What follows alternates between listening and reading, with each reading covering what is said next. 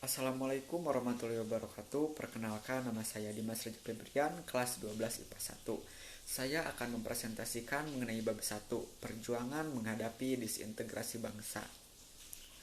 Pengertian disintegrasi menurut KBBI yaitu keadaan tidak bersatu padu, keadaan terpecah belah, hilangnya keutuhan atau persatuan atau perpecahan. Adapun menurut Webster New Encyclopedic Dictionary 1994, disintegrasi yaitu perpecahan suatu bangsa dan negara hingga akhirnya menjadi bagian-bagian yang saling berbeda atau terpisah. Jadi, disintegrasi adalah keadaan tidak bersatu padu yang menghilangnya keutuhan atau persatuan serta menyebabkan perpecahan. Kebalikan dari disintegrasi yaitu integrasi, berarti penyatuan supaya menjadi suatu kebulatan atau menjadi utuh. Disintegrasi bangsa muncul karena yang pertama sejarah pergolakan dan konflik yang terjadi di Indonesia selama masa tahun 1948 sampai 1965. Yang kedua, ketidakpuasan dengan kebijakan pemerintah pusat. Yang ketiga, keinginan membangun negara sendiri atau NKRI. Yang keempat, konflik yang berkepanjangan yang berhubungan dengan ideologi. Nah, yang pertama ini ada disintegrasi bangsa yang berhubungan dengan ideologi, yaitu merubah ideologi Pancasila menjadi ideologi yang lainnya. Yang kedua itu berkaitan dengan kepentingan, yaitu berkaitan dengan transisi pasca pengakuan kedaulatan terjadi pada masa RIS Republik Indonesia Serikat tahun 1949 sampai 1950, berkaitan dengan kepentingan tentara dan juga ingin mempertahankan RIS Republik Indonesia Serikat.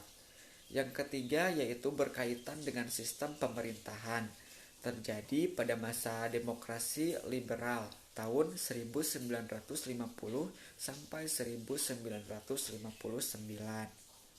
Nah, sekarang yang saya bahas yaitu mengenai kasus-kasus disintegrasi yang terjadi di Indonesia. Yang pertama yaitu yang berkaitan dengan ideologi, yaitu yang pertama pemberontakan PKI Madiun 1948. Latar belakangnya diberhentikannya Amir Sarifuddin dari kursi Perdana Menteri Soekarno-Hatta yang akhirnya membentuk Front Demokrasi Rakyat yang isinya partai-partai komunis Indonesia. Tujuannya ingin mendirikan negara sosialis Indonesia di Madiun dan mengganti ideologi Pancasila menjadi ideologi komunis. Pemimpinnya yaitu Musso. Yang kedua, pemberontakan DI atau TII. Latar belakangnya, Darul Islam atau DI dan Tentara Islam Indonesia atau TII dibentuk karena banyak pihak yang kecewa dengan kepemimpinan Presiden Soekarno. Tujuannya mendirikan negara berbasis Islam, pimpinannya yaitu Musso. Dalam perkembangannya, DI atau TII menyebar hingga di beberapa wilayah, terutama Jawa Barat, Sulawesi Selatan, Kalimantan, dan Aceh. Yang ketiga, pemberontakan G30 SPKI. Gerakan G30 SPKI terjadi pada tanggal 30 September 1965, tepatnya malam hari. Pemberontakan ini melakukan penculikan terhadap 6 orang jenderal TNI AD. 3 jenderal itu adalah MT Haryono, Ahmad Yani, dan DI Panjaitan yang tewas di tempat. Sedangkan 3 jenderal lainnya seperti Sutoyo Siswo Miharjo, Suprapto, dan Siswondo Parman dibawa oleh para pemberontak dalam kondisi hidup. Lalu, jasad ke-6 jenderal tersebut dimasukkan ke dalam sumur di Lubang Buaya, Jakarta. Kemudian, yang berkaitan dengan kepentingan yaitu yang pertama, pemberontakan APRA. Pemberontakan yang dilakukan APRA ini meletus pada tanggal 23 Januari 1950 di Bandung. Latar belakangnya yaitu hasil KMB, yaitu pembubaran RIS Republik Indonesia Serikat yang dimanfaatkan oleh Westerling dan Sultan Hamid II. Mereka meminta pemerintah agar segera menyerahkan kekuasaan militer secara penuh di wilayah Pasundan kepada APRA.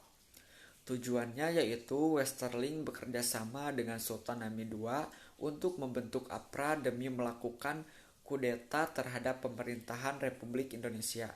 Pemimpinnya yaitu Westerling. Yang kedua, pemberontakan Andi Ajis. Berawal dari tuntutan Kapten Andi Ajis dan pasukannya yang berasal dari KNIL, pasukan Belanda di Indonesia, terhadap pemerintah Indonesia agar hanya mereka yang dijadikan pasukan APRIS di negara Indonesia Timur, NIT. Lalu dia bersama pasukannya melakukan pemberontakan tahun 1950 di Sulawesi.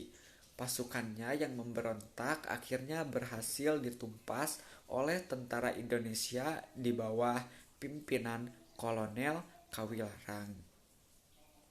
Yang ketiga, pemberontakan MRS. RMS adalah daerah yang diproklamasikan merdeka pada tanggal 25 April 1950 dengan maksud untuk memisahkan diri dari negara Indonesia Timur. Saat itu Indonesia masih berupa RIS Republik Indonesia Serikat. Namun, oleh pemerintah pusat, RMS dianggap sebagai pemberontakan dan harus segera ditumpas. Pulau-pulau terbesar yang menjadi basis RMS adalah Pulau Seram, Pulau Ambon, dan Pulau Buru. Di Ambon, RMS dikalahkan oleh militer Indonesia pada November 1950. Tetapi konflik di Pulau Seram masih berlanjut sampai Desember 1963. Tokohnya adalah Soumokil. Lalu yang berkaitan dengan sistem pemerintahan yaitu yang pertama, pemberontakan PRRI. Pemerintah Revolusioner Republik Indonesia atau PRRI tercipta sebagai buah dari protes masyarakat daerah yang merasakan ketidakadilan pemerintah pusat. Daerah kecewa terhadap pemerintah pusat yang dianggap tidak adil dalam alokasi dana pembangunan. Kekecewaan tersebut diwujudkan dengan pembentukan dewan-dewan daerah seperti Dewan Manguni di Sulawesi Utara yang dipimpin oleh Kolonel Vence Sumual, Dewan Garuda di Sumatera Selatan dipimpin Letkol Barlian, Dewan Gajah di Sumatera Utara dipimpin oleh Kolonel Maludin Simbolan, Dewan Banteng di Sumatera Barat dipimpin oleh Letkol Ahmad Hussein. Nah, yang kedua, pemberontakan Permesta. Proklamasi PRRI ternyata mendapat dukungan dari Indonesia bagian timur. Gerakannya dikenal sebagai Perjuangan Rakyat Semesta atau Permesta. Permesta dideklarasikan oleh pemimpin sipil dan militer Indonesia bagian timur pada tanggal 2 Maret 1957 yaitu oleh Letkol Vence Sumual.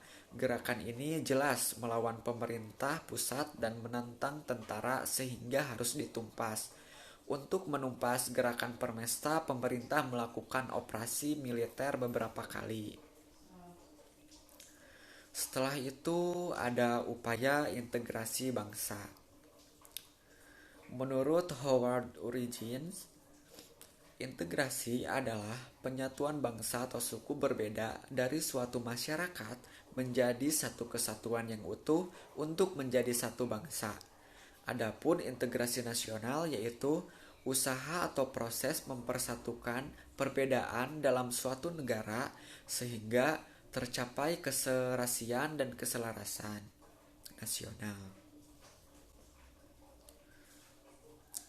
Adapun faktor-faktor yang mempengaruhi terwujudnya integrasi nasional di Indonesia. Faktor pendorongnya yang pertama faktor sejarah, bangsa yang menumbuhkan rasa senasib. Yang kedua keinginan bersatu, yang ketiga rasa cinta tanah air dan bangsa.